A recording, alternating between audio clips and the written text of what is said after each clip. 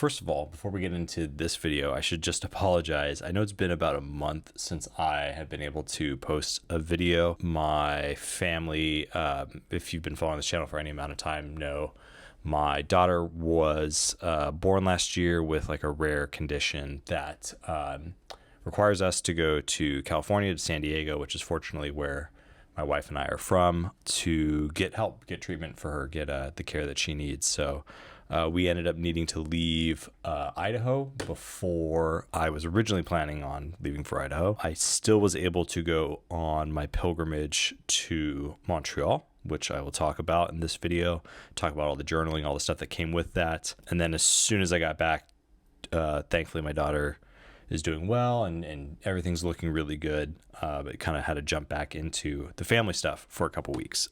So just starting to sort of get into the swing of things. And of course, like coming down here to Southern California, I thought I brought everything to record. I did not bring my audio rig. So I bought one of these little DJI mics. So the audio is not what I want it to be. I'm using a different lens. There's so many things. And at some point I just had to say, you know what? I just want to make a video for you guys and I'm just going to do the best I can with what I have. So I hope you guys, I hope all of you appreciate that, or at least will enjoy this video. I think this is going to be a really fun video because I'm going to be talking about the pilgrimage, really the pilgrimage that changed journaling for me, and sort of keeping a travel notebook. I mean, right out the gate, this was probably the furthest I've ever traveled in my entire life. I've never really left the North American continent. I've been out to like Hawaii and stuff, but going from the I guess, US Mexico border, Tijuana and San Diego, where my family's from, or at least where I was, spent the early parts of my life, and all the way up to Montreal in Quebec in Canada was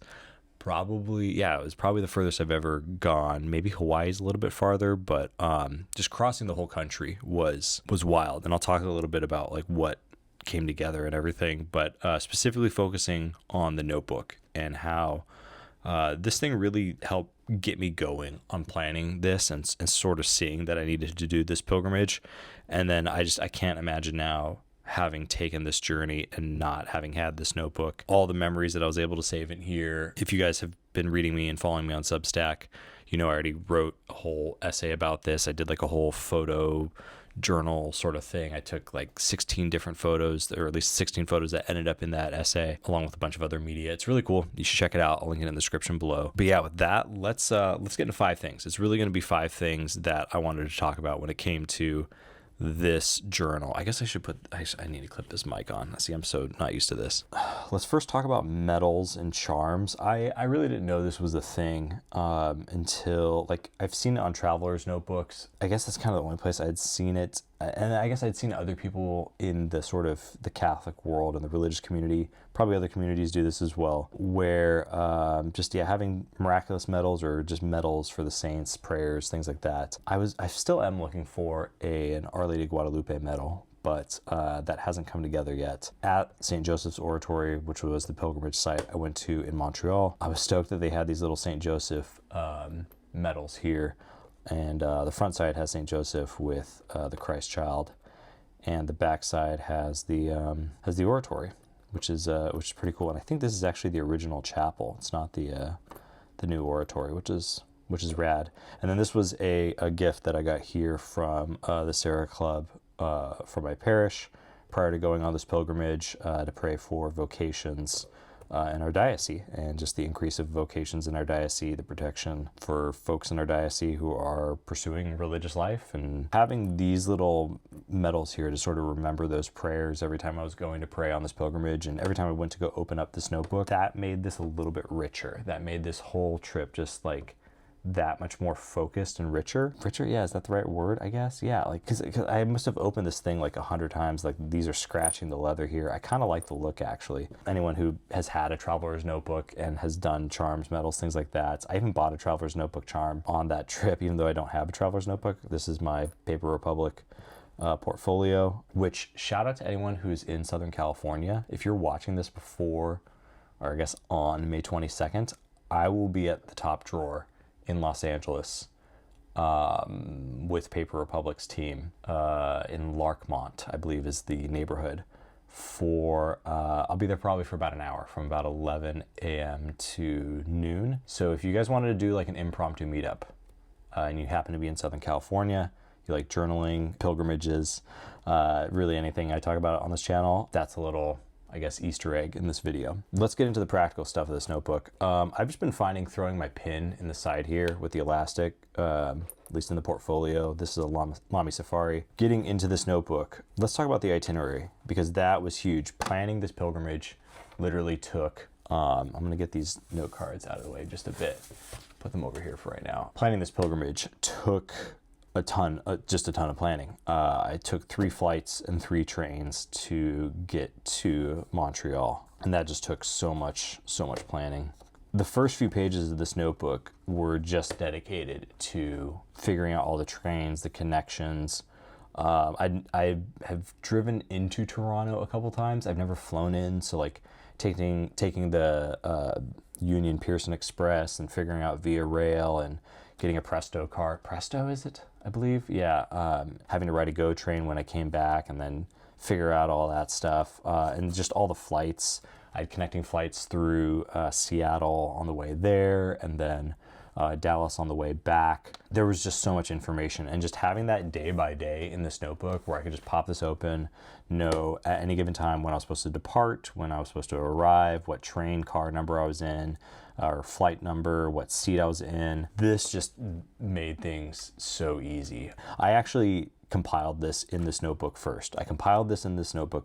And then like spoke it back into my phone to send to my wife and my dad, so they would have a copy of my itinerary, because even doing this digitally felt so insane. It just felt so nuts to put all this stuff together. And I have done this on trips before. This was like a good way of like really battle testing this idea of like having a notebook that's just dedicated to a particular trip, writing down everything from hotels and addresses and, like I said, trains, flights, even little details of like people you're meeting up with, emergency contacts, things like that. Having that and then having it day by day in here in this notebook, it's something I've done before. I've done it as like a single page spread in a notebook. I think I've talked about that in previous videos on this channel. With this much travel, like multiple different hotels, multiple trains, multiple flights, all really compact actually into like 5 days. It wasn't that long. And then plus all the places that we wanted to go see. We went to Mass at the main oratory.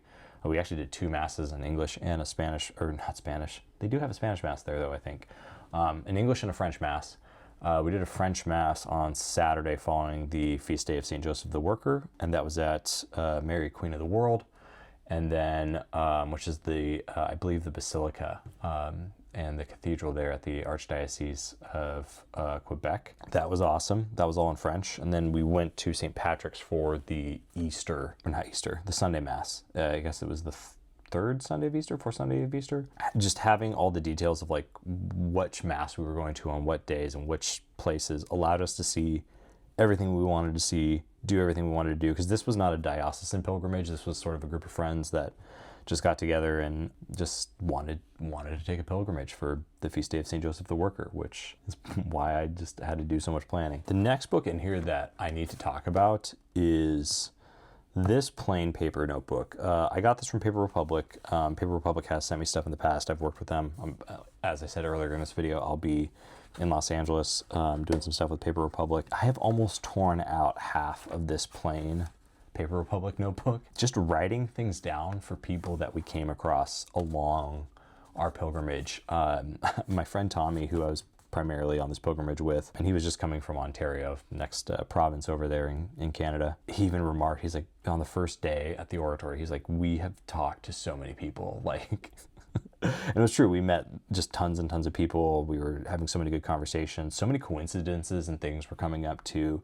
We met like a whole family that was from the same sort of parish village area that Tommy was from, in the gift shop of all places. That was super cool. And their whole family was on pilgrimage, like multi-generational family pilgrimage, which was cool. And so we just kept tearing pages out of this notebook and giving people both of our contact information, whether that was Substack or YouTube, or if we needed to connect with them later on that trip, a phone number or an email address, or if we had recommended something, or if someone else had recommended something to us, I would write that down, tear that out of here, put that in the sleeve the sort of pocket of this notebook, so we had all that information. I was not expecting to go through as many pages in this notebook. Like I said, we almost tore out like 50% of the pages in here. Maybe a third of the pages in here got torn out. I probably could have torn out more. I don't know why I decided to do this. I've torn out pages before of different notebooks.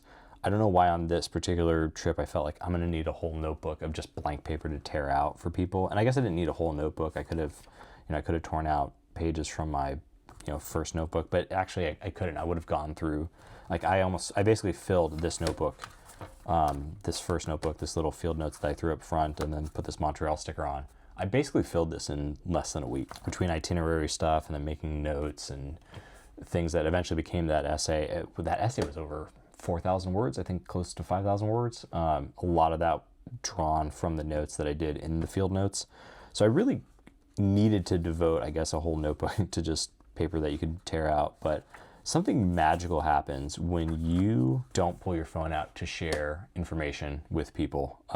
We would just get into the flow of conversation with strangers, people we were meeting in restaurants or at the oratory, at these sacred sites, and other pilgrims, people who weren't pilgrims, who were just like, what are these people doing here? And it was such a positive experience having the pen and paper and slowing down the interaction, writing something by hand, giving someone an artifact of that meeting and that interaction, or getting something written down by someone else, and then having that artifact that was given to you, rather than just someone giving you their phone number or whatever, or someone scanning a QR code to go to my YouTube channel or Substack, or Tommy's YouTube channel or Substack. Actually, I don't even think Tommy has YouTube. I think Tommy's just on Substack. I'll link a Substack down below. There's something to be said about this, about just the flow of conversation and how natural it is to do this, and how that didn't break up the conversation, and how many times actually we did pull out our phones and try to do the dance of oh, are you gonna take down your number, and it ended up just streamlining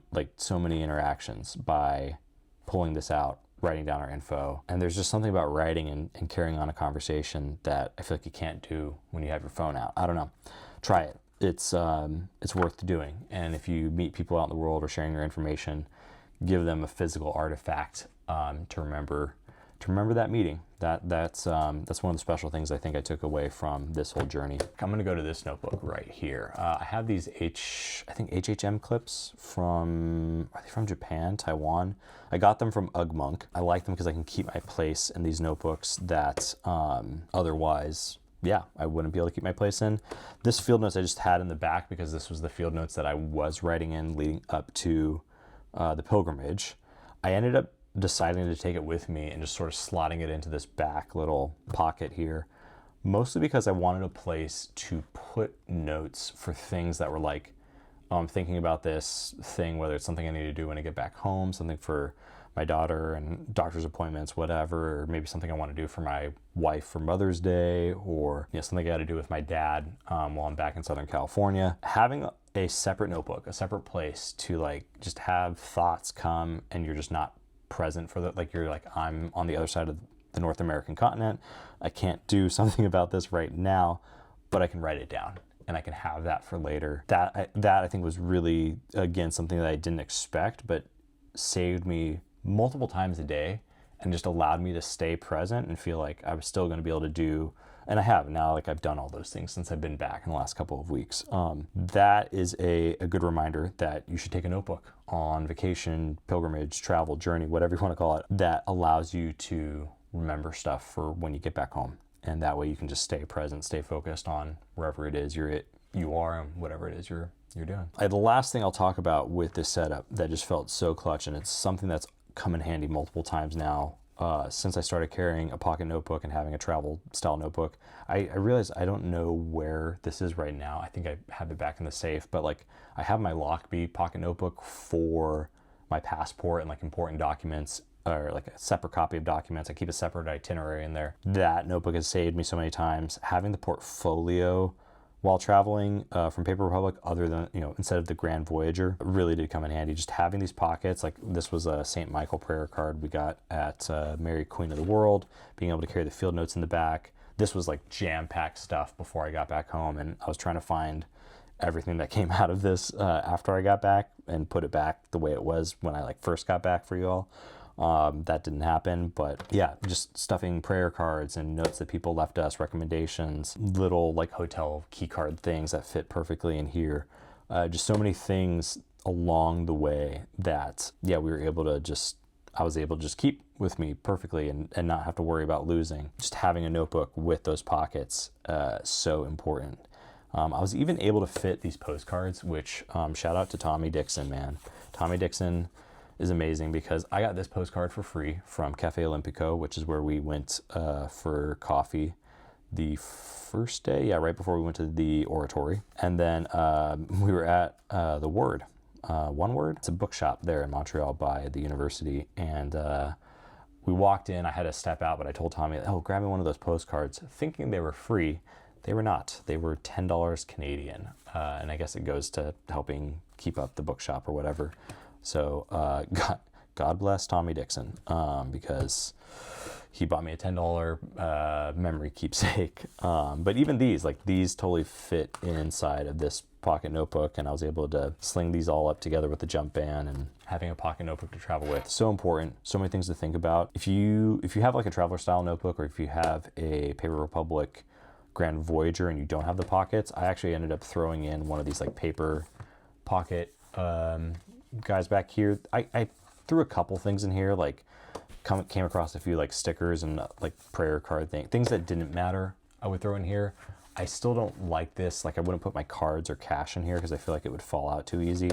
But these pockets on the portfolio held things like key cards and whatever else just fine. So that was a good thing to note. But make sure you have some pockets in your journal to put stuff in. You'll never know when you will need to do that. Okay, that is a little bit about the pilgrimage that, that really changed journaling for me. I mean, I just can't wait to go do another proper pilgrimage.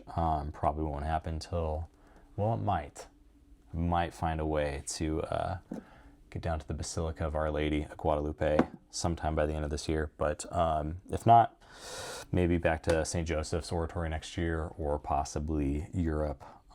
We'll see. Let me know down in the comments below if you made it this far in the video. What is a pilgrimage you have taken? And why was it important to you? Yeah, it's probably a good one. With that, I just want to say thank you to everyone who has subscribed to this channel. If you haven't yet, and you got this far in the video, please do so. It does really help me out. And be kind, both in life and in the comments below.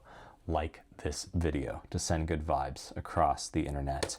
Remember, if you're in Southern California, you happen to be around May 22nd, Top Drawer, Larchmont, I hope to see you there. We will do it again soon. Later.